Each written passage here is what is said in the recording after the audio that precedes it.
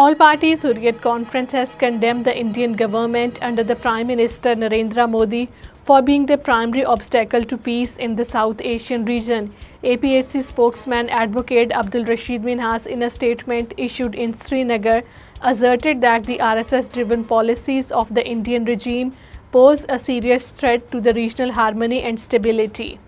Senior leader of the All Parties Hurriyat Conference, Mirwaiz Umar Farooq, has announced that the Hurriyat is regrouping and rethinking its strategies to work towards a peaceful resolution of the Kashmir dispute. His remarks came during the inauguration of a new business venture in the Gojwara area of the old Srinagar. Traders in the Ganderbal district shut down their shops in protest against the authorities' failure to provide the basic amenities. The shopkeepers in the Tawheed Chowk market of the district expressed frustration over the lack of the consistent power supply, inadequate street lighting, and the proper drainage system, which has been persistently ignored by the authorities concerned. Body of a retired government employee was discovered near the Batot area of the Ramban district.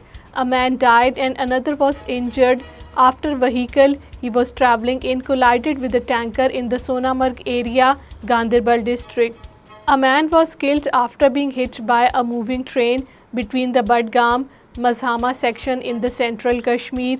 One person died and 5 others were injured in 2 different road accidents in the Sunday evening. A man identified as Nazir Ahmad War was killed and 2 others were injured after a vehicle they were travelling in collided with another vehicle near the Noora Hospital HMT area of the Srinagar city. Karachi students from the Sindh Madrasatul Islam University organized a walk demonstrating the solidarity with the Kashmiri people and advocating for their right to self-determination. The event was led by the Vice Chancellor. The walk began at the main building of the SMIU and concluded at the IT Tower.